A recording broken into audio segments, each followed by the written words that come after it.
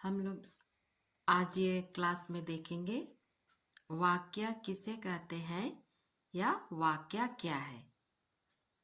यहाँ परिभाषा में दिया हुआ है सार्थक शब्दों का क्रमबद्ध समूह जिससे कोई भाव स्पष्ट हो वाक्य कहलाता है। सार्थक का मतलब है जिसका कुछ मीनिंग होता है, उसे कहते हैं सार्थक। शब्दों क्यों क्या बोला गया है यहाँ, क्योंकि वाक्य में 2, 3, 4, 5 जितना भी वो शब्द होता है, इसलिए इसे शब्दों बोला गया है। का क्रमबद्ध, क्रमबद्ध मतलब क्रम सा होता है। समूह, जिससे समूह, समूह क्यों बोला गया है, क्योंकि शब्दों का 2, 3, 4 बहुत सारे होते हैं ग्रुप, इसलिए ये समूह कहलाया। जिससे कोई भाव स्पष्ट हो वाक्य कहलाता है। भाव स्पष्ट मतलब अपने मन के विचार, अपने मन के भाव को स्पष्ट करता है, प्रकट करता है, तो वह वाक्य कहलाता है। यहाँ उदाहरण में है जैसे राम पुस्तक पढ़ता है, तो यहाँ राम पुस्तक पढ़ता है, ये क्या हो गया, ये वाक्य सार्थक है। और शब्दों मतलब यहाँ बहुत सारा शब्द है और क्रमबद्ध है, क्रम के अनुसार है। ऐसा नहीं कि पुस्तक राम पढ़ता है पढ़ता राम पुस्तक, इस तरह का नहीं, बल्कि क्रम अनुसार है। राम पुस्तक पढ़ता है, इसलिए क्रमबद्ध बोला गया है यहाँ। दूसरा वाक्य है गुलाब का फूल सुंदर है, तो यहाँ भी ये क्या है, ये वाक्य सार्थक है। मतलब इसका मीनिंग समझ में आ रहा है कि गुलाब का फूल सुंदर है और क्या है, ये क्रमबद्ध समूह में है। तो अभी हम लोग ये देखें वाक्य किसे कहते हैं। जब भी हम अपने मन के भाव विचार को प्रकट करते हैं वही क्या कहलाता है, वाक्य, है ना। और वो क्या होता है, सार्थक होता है। सार्थक शब्दों का क्रमबद्ध समूह। सार्थक मतलब मीनिंगफुल, शब्दों का क्रमबद्ध मतलब इस तरह क्रमबद्ध रहता है समूह।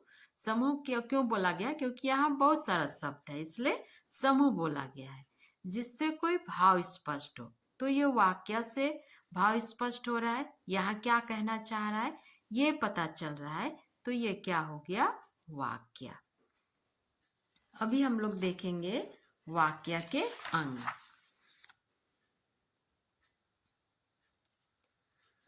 वाक्य के अंग।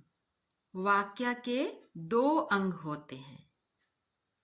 पहला है उद्देश्य, दूसरा है विधेय। उद्देश्य क्या है, जिसके बारे में कुछ बोला जाए। मतलब अगर हम लोग राम के बारे बोले, रमेश के बारे बोले, सीता के बारे बोले, जिसके बारे में भी बोला जाए वो है उद्देश्य।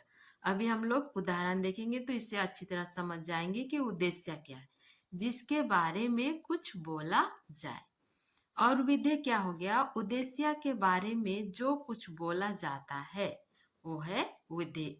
विधेय जैसे यहाँ उदाहरण देखो, घोड़ा तेज दौड़ता है, मतलब यहाँ घोड़ा क्या हो गया, उद्देश्य। उद्देश्य के बारे में क्या कहा जा रहा है, तेज दौड़ता है, तो घोड़ा हो गया उद्देश्य, तेज दौड़ता हो गया विधेय। दूसरा वाक्य में राम स्कूल जाता है, राम हो गया उद्देश्य, जिसके बारे में कुछ बोला जाए, किसके बारे में, राम के बारे में।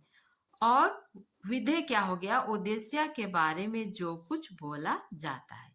तो राम के बारे में क्या बोला जा रहा है, स्कूल जाता है। यहाँ भी है तीसरा वाक्य में आरती पूजा करती है, तो यह आरती क्या हो गया, उद्देश्य, और पूजा करती है क्या हो गया, विधेय। तो इस तरह से आज हम लोग देखे वाक्य किसे कहते हैं या वाक्य क्या है, देखे हम लोग इसका परिभाषा देखे, और हम लोग देखे वाक्य के अंग। वाक्य के कितने अंग होते हैं, वाक्य के 2 अंग होते हैं, उद्देश्य और विधेय।